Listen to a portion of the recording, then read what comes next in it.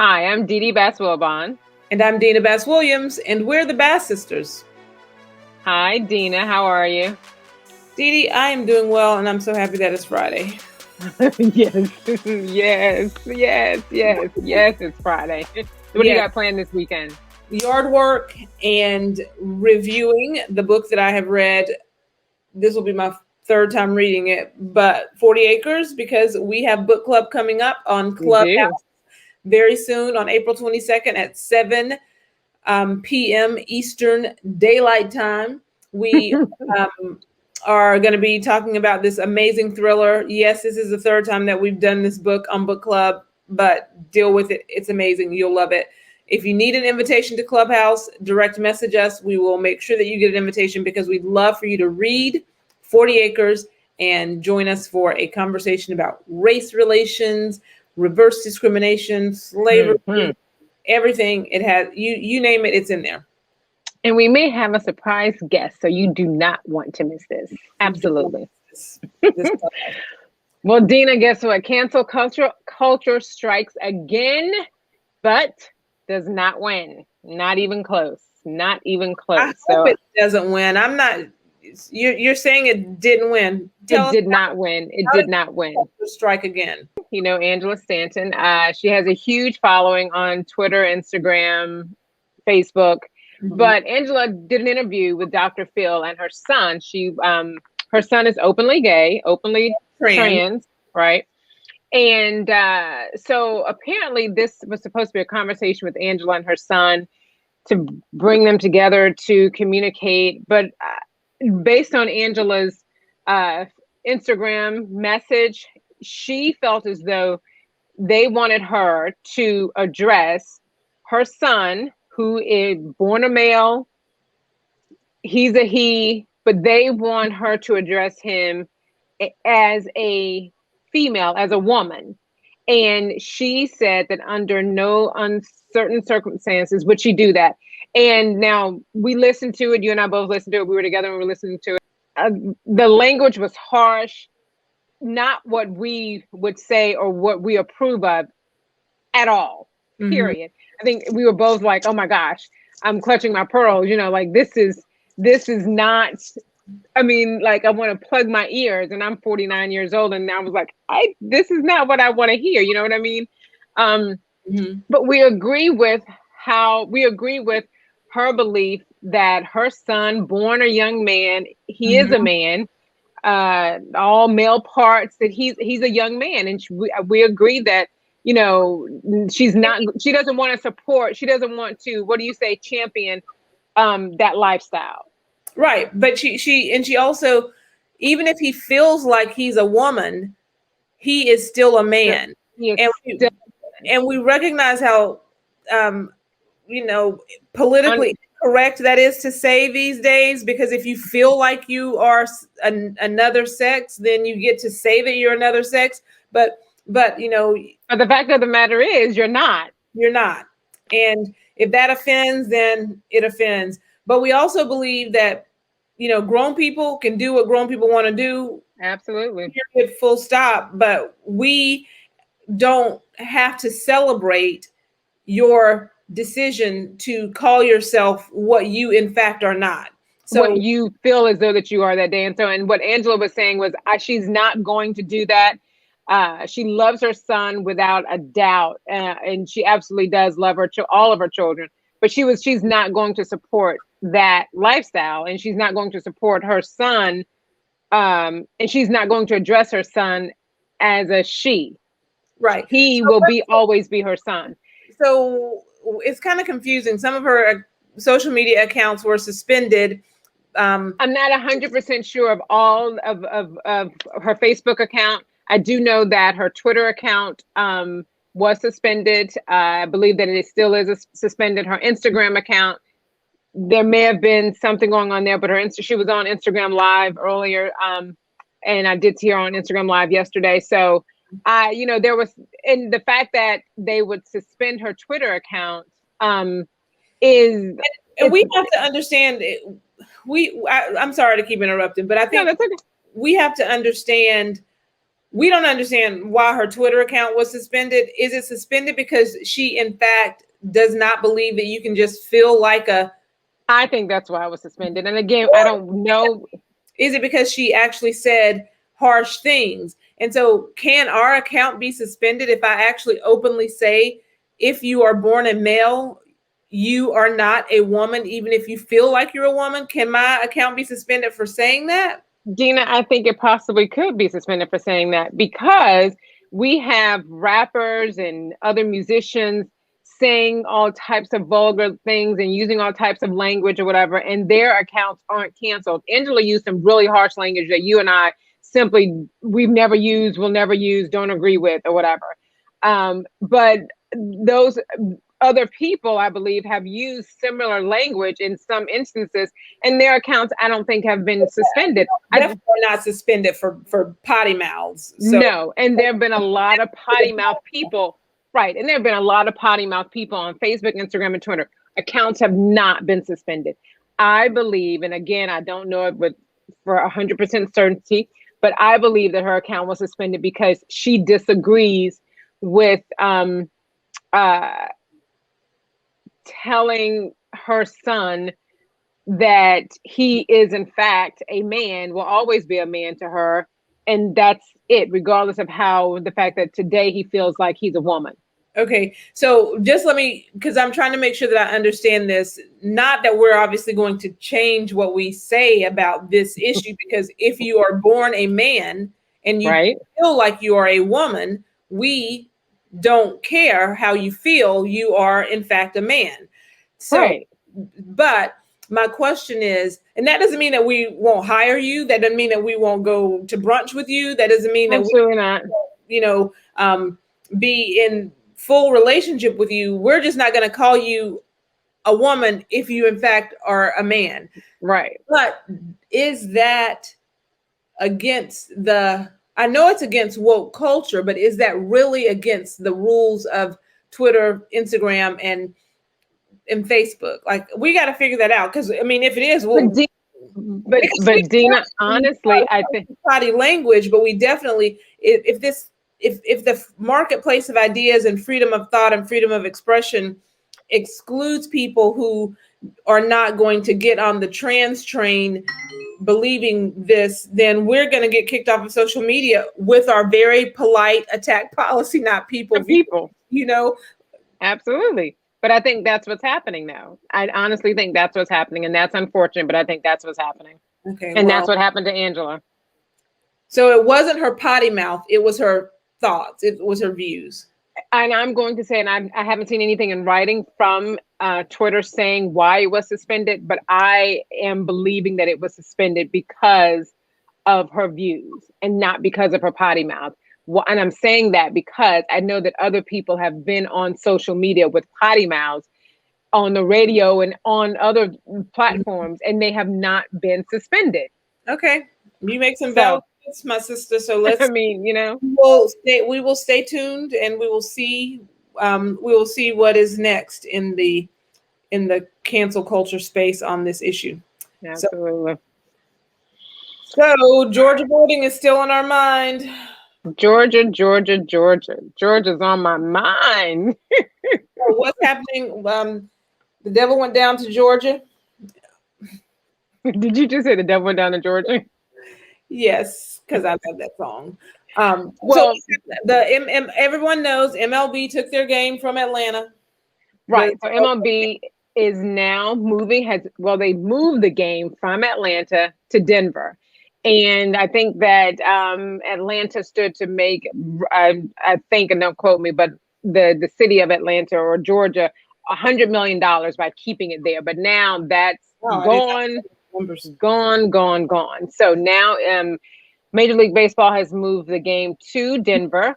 And honestly, Dina, I completely disagree with the move. I mean, I think we said it before, we disagree with the move, but I don't think that the move was made for the right reasons, because I honestly don't think that the people who are making the decisions to move the game, I don't think they've all read the bill. And like you and I said before, we read the bill over and over again.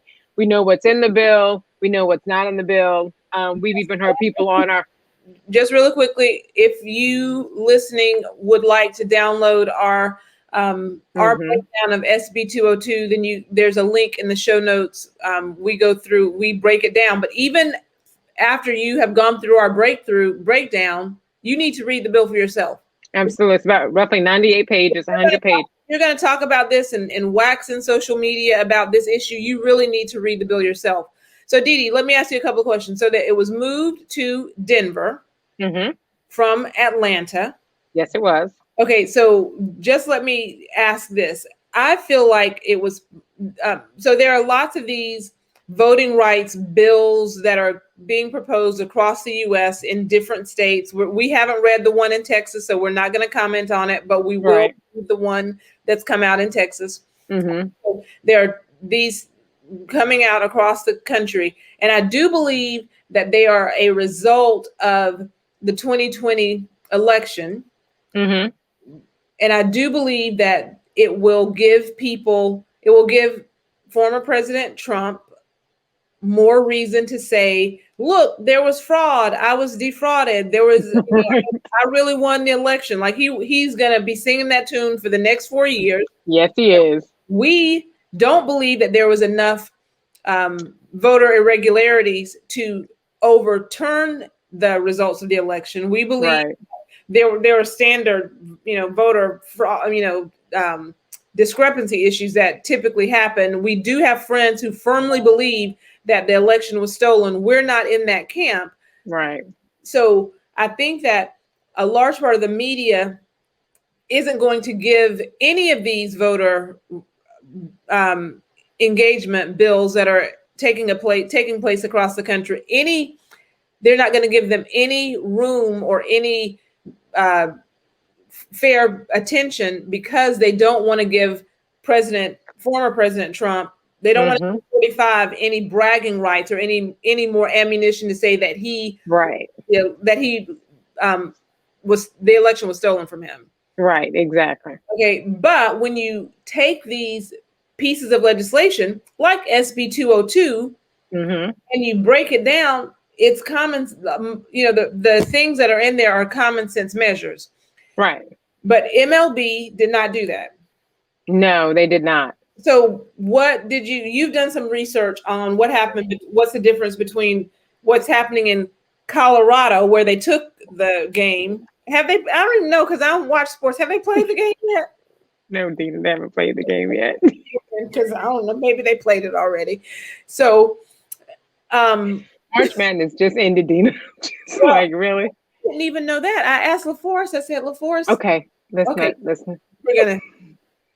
I don't know who won March Madness, but I know that I did hear that it was over. You really don't know who won March? Okay, that's a whole nother show.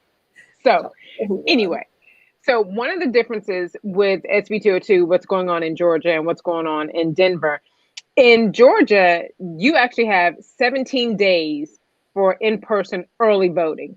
That's 17 days. But in Denver, you have 2 days less. You only have 15 days in early voting, right? Okay, so wait a minute. So they took the game to a place that has, so everybody's up in arms about early voting, and they took the game to a place that has 2 fewer days of early voting.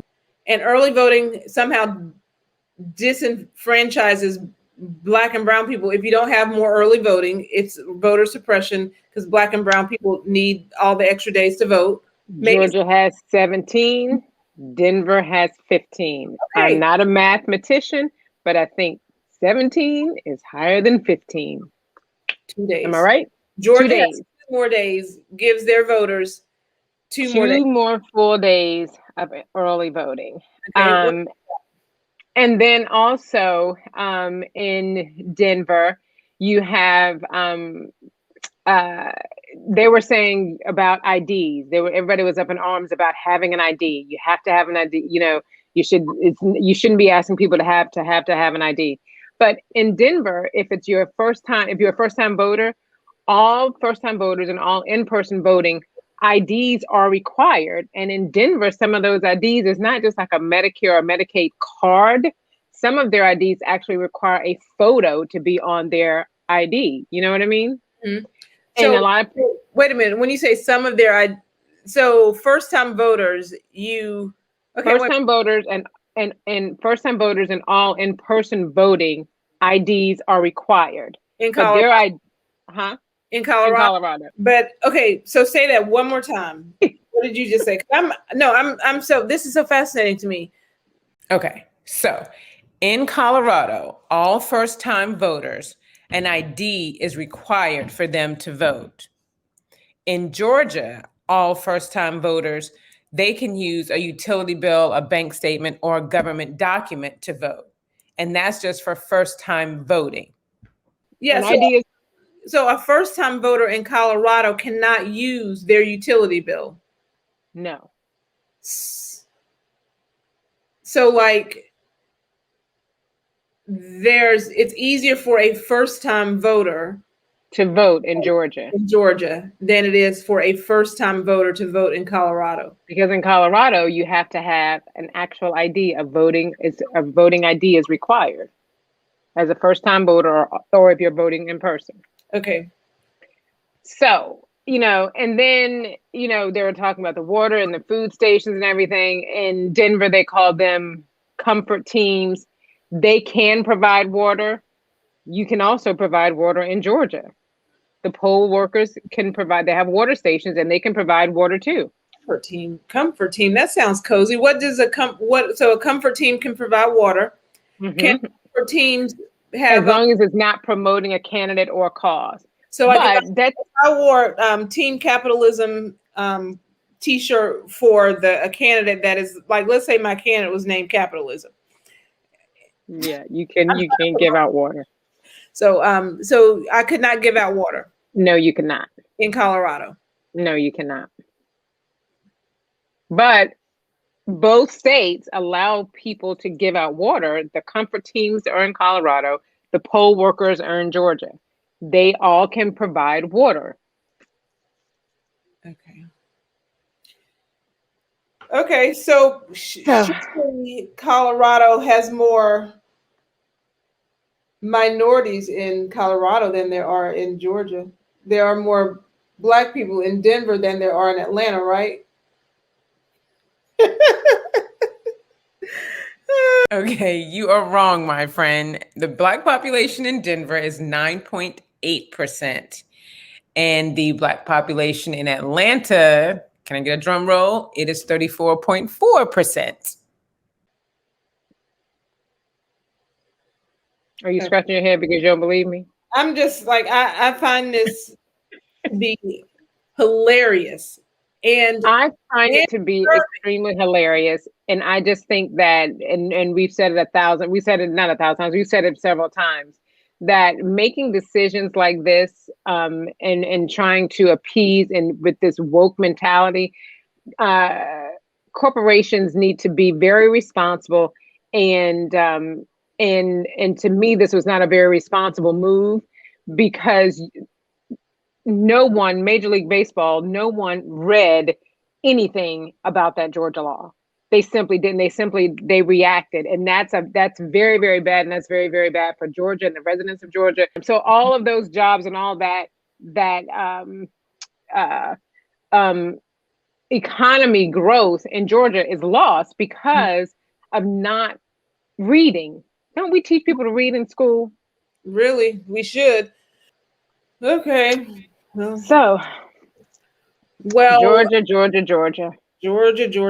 We are going to break down Texas. We want to see what's happening in Texas. Oh, again, yeah. We recognize that this is legislation across the country because of what happened in 2020. But we believe that when you read this legislation, it's solid, And no one, and I'm not going to say no one read it, but I would love to know who in Major League Baseball's camp actually read the legislation before they said, oh, we need to move the game, or do they just react? Right.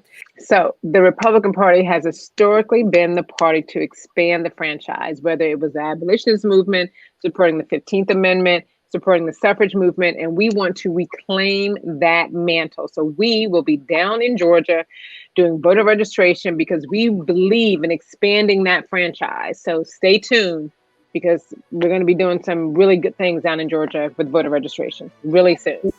Very soon. And we're going to let you go, but we're going to, on the way out, we are going to share with you a little video from our, we saw on our friend Lynn Patton's page. Check this out. Do you have ID normally? Do you carry ID around? Yes, I have state ID. Do you carry ID? Yes, I do. Do you know anybody, any black person who doesn't carry ID? No. Everyone that I know has an ID. Why would they think they don't have ID? That's a lie. Why would you say that? Do you have ID? Yes. I have my ID and my friends have their ID, so we know what we need to carry around. Yeah, everybody that I know have ID. Like, that's one of the things you need to walk around with New York with, ID. Do you know any black adult who does not have ID? No, I don't. Is it a weird thing to even say that? Yes, it is. What is this, some type of trick candy cameras? I know, right? That's the only thing I brought with me. Those legit IDs. I heard a lot also that black people can't figure out how to get to the DMV. Really? What was that saying? You? I know it's that. It's on 25th Street. Do you know where the DMV is right here? It's on 125th Street and 3rd Avenue, I believe. You know how to get there? Yeah. Do you have a problem getting there if you have to get there? Oh. I know these sound like silly questions. You know how to get to the DMV? Of course. You know where it is? Yes. You can get there? Uh-huh. No problem. No problem. Just checking. Okay. And I also heard a lot that black people, especially poor black people, have no access to the internet. You have your ID, Dana? Now I do. That's a story for another podcast. Have a good weekend, everyone.